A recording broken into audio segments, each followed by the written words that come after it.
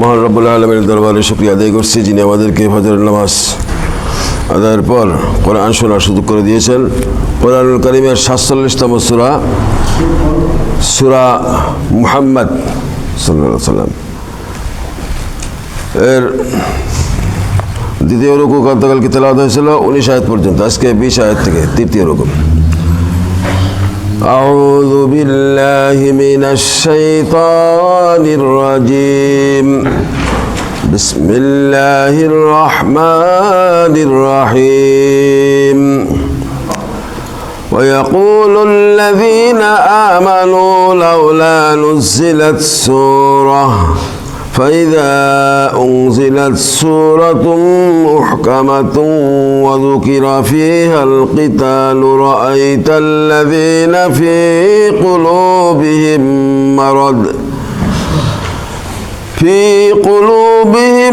مرض ينظرون إليك نظر المغشي عليه من الموت فأولى لهم। আল্লাহ বলেন, যারা ঈমান এনেছে তারা অত্যন্ত উৎসাহের সাথেই বলে, কত ভালো হতো যদি আমাদের প্রতি জিহাদের আদেশ সম্বলিত কোনো সূরা নাজিল করা হতো। অথবা সত্যি সত্যিই যখন সেই যুদ্ধের আদেশ সম্বলিত সূরাটি নাজিল করা হলো, তখন যাদের অন্তরে মুনাফিকির বেদি রয়েছে তারা এটা শুনে তোমার দিকে মৃত্যুর ভয়ে ভীতু দৃষ্টিতে তাকাতে থাকলো। তাদের জন্যই রয়েছে শোচনীয় পরিণাম। অর্থাৎ ঈমানদারদের তখনও জিহাদ সম্বলিত আয়াত অবতীর্ণ হয় নাই, কোনো সূরা অবতীর্ণ হয় সময় মুসলমানরা যারা ইসলাম গ্রহণ করছে তারা আল্লাহর কাছে ইমানে ফরিয়াদ করতে, কত ভালো হতো যদি জিহাদের আদেশ সম্বলিত কোনো সূরা নাজিল করা হতো, তাহলে আমরা এই বাতিলের মোকাবেলায় মানে মোটামুটি একটা বলিষ্ঠ ভূমিকা রাখতাম। কিন্তু যখন জিহাদ সম্বলিত কোনো সূরা নাজিল করা হলো, তখন যাদের অন্তরে মুনাফিকি রোগ রয়েছে এরা ভীতু হয়ে এমনভাবে যেন নবীজি সাল্লাল্লাহু আলাইহি ওয়াসাল্লামের প্রতি তাকাত থাকলো যেন তারা এর থেকে যেন নিষ্কৃতি পায়, এরকম একটা অবস্থা। ঈমানদাররা ঠিক আছে, ঈমানদাররা তারা জান আর মাল তো আল্লাহর কাছে বিক্রি করার ভিত্তিতেই তারা মুমিন। কিন্তু মুনাফিকদের আরও বেঁচে থাকার ইচ্ছা, আরও দুর্নীতি করার ইচ্ছা, আরও মানে ক্ষমতা আয়নের ইচ্ছা। কেননা এই দুনিয়ার ফায়দা যদি না লোটো তাহলে দুনিয়াটা মজা লেলো, খাওয়া দাওয়া ফুর্তি কর, আগামীকাল বাঁচবে কিনা বলতে পারো, তারা এই নীতি নিয়ে চলে। طاعة وقول معروف فإذا عزم الأمر فلو صدقوا الله لكان خيرا لهم। অথচ প্রদত্ত আদেশের আনুগত্য করা এবং সুন্দর কথা বলাই ছিল তাদের কর্তব্য। যখন জিহাদের সিদ্ধান্ত হয়ে গেছে তখন তাদের জন্য আল্লাহর সাথে সম্পাদিত অঙ্গীকার পূরণ করাই ছিল উত্তম। فهل عسيتم إن توليتم أن تفسدوا في الأرض وتقطعوا أرحامكم।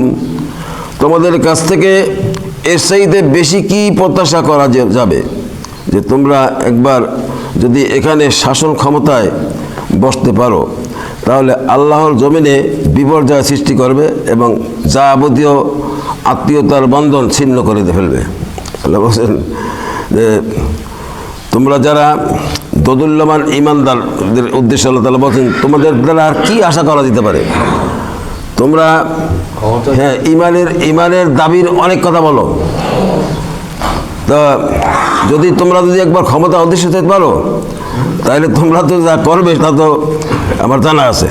শাসন ক্ষমতায় যদি তোমরা বসতে পারো তাহলে আল্লাহর জমিনে বিপর্যয় সৃষ্টি করবে। তোমরা খুন খারাপি, দর্শন, রাহাজানি, টেন্ডারবাজি, চাঁদাবাজি, মস্তানি কোনো কিছু তুমি বাদ রাখবে না।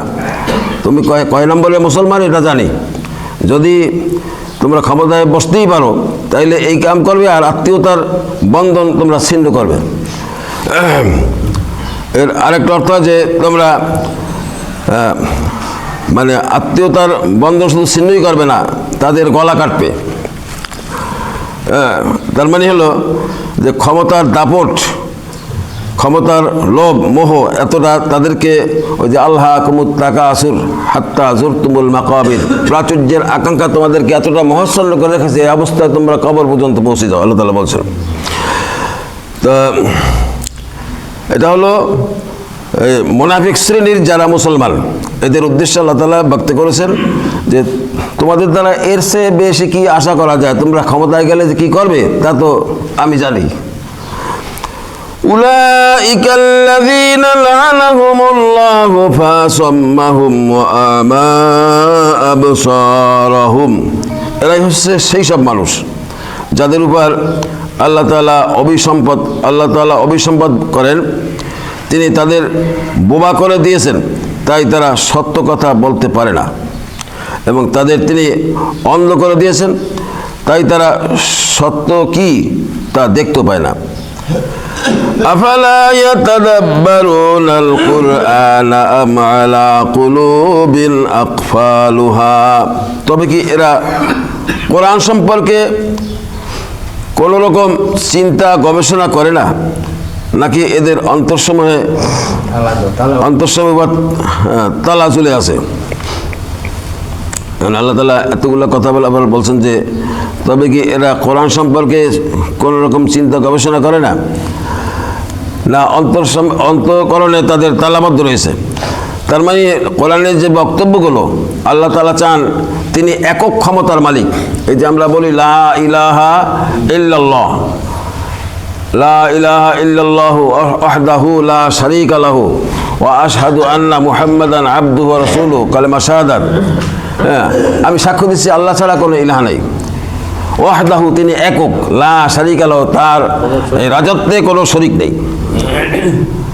ওয়া আশহাদু আন্না মুহাম্মাদান আবদুহু ওয়া রাসূলুহু, আমি আরও সাক্ষ্য দিচ্ছি মুহাম্মদ সাল্লাল্লাহু আলাইহি ওয়াসাল্লাম আল্লাহর বান্দা ও রাসূল। এই যে আল্লাহ তাআলা নিরঙ্কুশ ক্ষমতার মালিক। তো এখানে এই কথা জানার পর, বোঝার পর, এই কথা আল্লাহ তাআলা কোরআনুল কারীমে বিভিন্ন জায়গায় ব্যক্ত করেছেন। ফলে একজন মুমিনের কাছে এই বিশ্বজাহানের তিনি একজন মুমিন হলো গোলাম, আর আল্লাহ হলেন মুনিব। তো মুনিবের কাছে আত্মসমর্পণ করার ভিত্তিতে আল্লাহ তাআলার এই জমিনে সে বসবাস করবে। এখানে সব জায়গায়, সকল ক্ষেত্রে, সব কিছুতে সে আল্লাহ তাআলার বিধান সে মানবে। তো আল্লাহ তাআলা নাজিলকৃত কিতাবের প্রতি শুধু ঈমান রাখলেই, শুধু চুম্বন করলেই যথেষ্ট না। এখানে আল্লাহ তাআলা বলছেন যে তারা কি এই কোরআন সম্পর্কে কোনো চিন্তা গবেষণা করে না, কোরআনের যে বক্তব্যগুলো।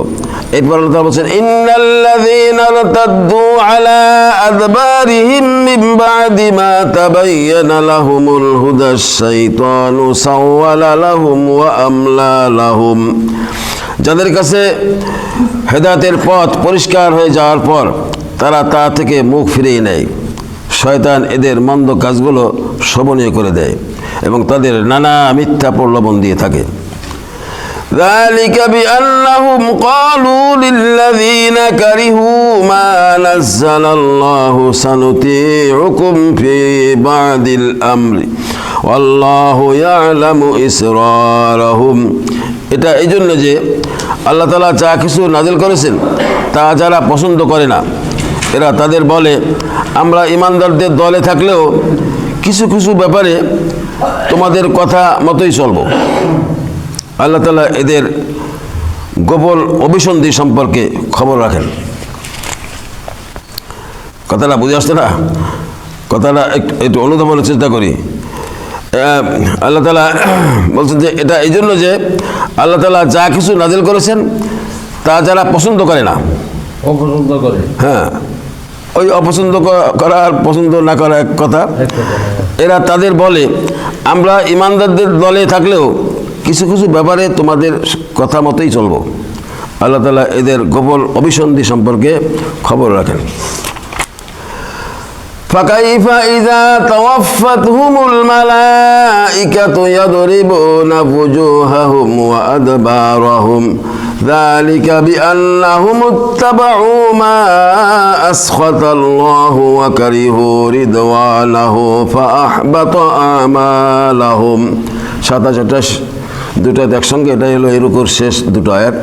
আল্লাহ বলছেন কেমন করে সেদিনটি যেদিন আল্লাহর ফেরেশতারা তাদের মুখমণ্ডল ও পৃষ্ঠদেশে আঘাত হানতে হানতে তাদের মৃত্যু ঘটাবেন। এটা এই জন্য যে তারা এমন সব পথের অনুসরণ করেছে যা আল্লাহ তাআলাকে অসন্তুষ্ট করেছে, তার সন্তুষ্টি তারা কখনো পছন্দ করেনি। এ কারণেই তিনি তাদের যাবতীয় কর্ম নিষ্ফল করে দিয়েছেন। কথাটা বুঝে আসছে না? আল্লাহ তাআলা বলছেন যে এদের যখন মৃত্যুর অবস্থাটা হলো যে কেমন হবে সেই দিনটি, যেদিন আল্লাহর ফেরেশতারা তাদের মুখমণ্ডল অভিষ্ট দেশে আঘাত হানতে হানতে তাদের মৃত্যু ঘটাবে। এই যে বারজাখ, একজন কোনো মানুষ মারা যাওয়ার পরে বিচারের দিনের আগের যে সময়টা, এটাকে বলা হয় বারজাখ। তা এই সময়টা মৃত্যুর থেকে শুরু করে সে মানে যন্ত্রণাদায়ক আযাব সে পেতে থাকবে। এখানে সে কথা যেমন বলা হয়েছে যে মুখমণ্ডল এবং পৃষ্ঠদেশে আঘাত হানতে হানতে তার মৃত্যু ঘটানো হবে, সেই থেকে সেই কিয়ামত হাসরের বিচারের দিনে আল্লাহ যে উঠাবেন তার আগ পর্যন্ত সে এরকম আযাবে গ্রেফতার থাকবে। আর আল্লাহ বলছেন যালিকা বিআন্নাহুম ইত্তাবাউ মা আসখাতাল্লাহু ওয়া কারিহু রিদওয়ানাহু ফাআহবাতা আমালহুম, তাদের সকল আমল বিনষ্ট। এখানে আল্লাহ বলছেন এটা এই জন্য যে তারা এমন সব পথের অনুসরণ করেছে যা আল্লাহ তাআলাকে অসন্তুষ্ট করেছে। ওই যে যত মত তত পথ, এরকম এক শ্রেণী আছে, যত মত তত পথ। এখন তারা এরকম কোনো পথ বেছে নিয়েছে যেই পথে চললে নামাজ পড়লেও হয়, না পড়লেও হয়, রোজা রাখলেও হয়, না রাখলেও হয়, ভালো চললেও সমস্যা নাই, আর খারাপের যত পর্যায়ে আছে তা সমস্যা নেই। এমন পথ সে ধরেছে। আল্লাহ তাআলা বলছেন যে আল্লাহ তাআলাকে অপছন্দ করেছে, এই কারণেই তিনি তাদের যাবতীয় কর্ম নিষ্ফল করে দেবেন, অর্থাৎ সকল ইবাদত ক্যান্সেল। কথাটা বুঝে আসছে না? যাবতীয় কর্ম নিষ্ফল মানে হলো যে যত ইবাদত বন্দি করছে এক আল্লাহ তাআলাকে মানে সেইভাবে মূল্যায়ন করে না। মনে করছে যে আমি যখন পাপও করেছি, পুণ্য করেছি, কলেমা তো পড়া আছে যে একবার কলেমা পড়বে সে তো জান্নাতে যাবেই, এরকম একটা বিশ্বাস আছে তার। ধারণা হলো এরকম, ওই যে এক ব্যক্তি চুরি করে গরু নিয়ে কোরবানি দিচ্ছে, তা বউতে খবরটা তাই না, বলছে আচ্ছা তুমি যে এই চুরি করে তারপরে এই যে কোরবানি দিলা, এতে লাভটা কি? বলো কেন, সমস্যা কি? চুরি করা পাপ আর কোরবানি দেওয়া সওয়াব, মাঝখান দিয়ে গোষ্ঠ লাভ। হ্যাঁ, একটা শ্রেণী এরকম আছে। এখন ভুল পথে চলে, ভুল পথ পর্যন্ত আল্লাহ তাআলার অনুমোদন নাই। যেই পথ ধরে চললে খুন খারাপি, হত্যা, দর্শন, রাহাজানি, নানান রকম অপকর্ম করা যাবে। আবার মাঝে মধ্যে হুজুরদের দরবারে যাইয়া একটু সালামে যদি কিছু দেওয়া যায়, হ্যাঁ, 50,000 টাকার একটা চেক দিলে হুজুরা কত খুশি, আর 2 লাখ 5 লাখ দিয়ে দেয়, হুজুরা যে দোয়া করবে মানে জান্নাতের টিকিট দিয়ে দিল, এরকম একটা অবস্থা। হ্যাঁ, তা এরা মনে করে যে এত এত এত বড় হুজুর দিয়ে যখন দোয়া করাইছি বা এত কিছু করেছি, আল্লাহ তাআলা তো মাফ করে দিতেছে রে। হ্যাঁ, তো এখানে অকারিহু রিদওয়ানাহু ফাআহবাতা আমালহুম, আল্লাহ বলছেন তাদের সকল আমল বিনষ্ট। আল্লাহ তাআলা এই স্পষ্ট কথা বলার পরেও যদি আমাদের যদি চেতনা না আসে, সেজন্য আল্লাহ তাআলা দায়ী না। আল্লাহ তাআলা ন্যায় বিচারক। আল্লাহ বলছেন যে আল্লাহর পছন্দনীয় দল করলে আল্লাহ তাআলার পছন্দনীয় দল, যেই দলে ইসলাম আছে, যেই দল মুহাম্মদ সাল্লাল্লাহু আলাইহি সাল্লাম যেরকম পথ পন্থা অবলম্বন করেছেন সেই রকম পথ পন্থা অবলম্বন করে সত্য, ন্যায়, ইনসাফ সম্বলিত যে দল, আল্লাহ তাআলার সেরকম দল আল্লাহর পছন্দনীয়। আর যেই দলের ভিতরে ইসলাম নাই, কুফরের, ইসলাম ও কুফরের মধ্যবর্তী কোনো মত আছে, আল্লাহ তাআলা বলছেন সত্যিকারে কাফের হলো ওরা, আর এদের সকল ইবাদত ক্যান্সেল, বরবাদ। তো সেজন্য কোরআন থেকে ওই যে আল্লাহ তাআলা আবার বলছেন, এই আজকের রুকুতে যা বললাম, আফালা ইয়াতাদাব্বারুনাল কোরআন, তোমরা কোরআন নিয়ে কেন গবেষণা করো না? আম আলা কুলুবিন আকফালুহা, তোমার অন্তঃকরণটা কি তালাবদ্ধ রয়েছে? ইন্নাল্লাযীনা ইরতাদ্দু আলা আদবারিহিম মিন বাদি মা তাবায়্যানা লাহুমুল হুদা শাইতানু সাওয়ালা লাহুম ওয়া আমলা লাহুম, যারা কোরআনের বক্তব্যকে পাশ কাটিয়ে চলে, আল্লাহ তাআলা তাদের যে কোনো আমলকে সুন্দর